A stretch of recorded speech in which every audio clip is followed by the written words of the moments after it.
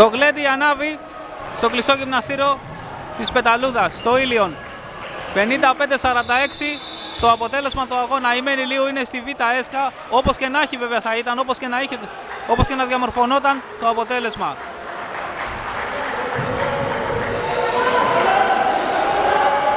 Γιορτή ανόδου για την ομάδα από το Ήλιον, ιστορική στιγμή. Και αφήνουμε το κοινό μας να ακούσει το μεγάλο πανηγύρι, τις ιαχές των ηρώων της Μένη Λίου, αυτών που έφεραν την ομάδα στη Β' κατηγορία.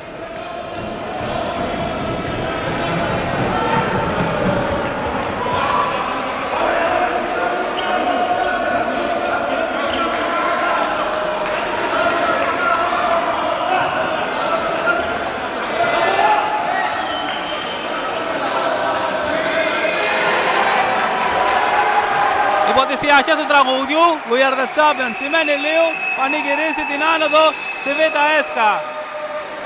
Ιστορική στιγμή για την ομάδα από το Ήλιον.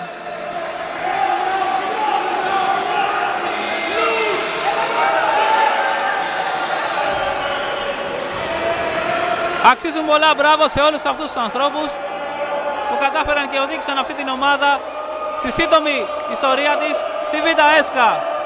Στο Γιάννη Αντωνόπουλο που βλέπουμε αριστερά, στον προπονητή Άγγελο Γεωργαλά, στον Ηλία Καλατονέα που ξεχωρίζει για από τη σωματοδομή του, και σε όλα τα παιδιά τα οποία σηκώνουν τώρα το τρόπαιο του πρωταθλητή. Η Μένη Λίου στη Β' ΕΣΚΑ. Ιστορική στιγμή για το συμπαθές αυτό συγκρότημα.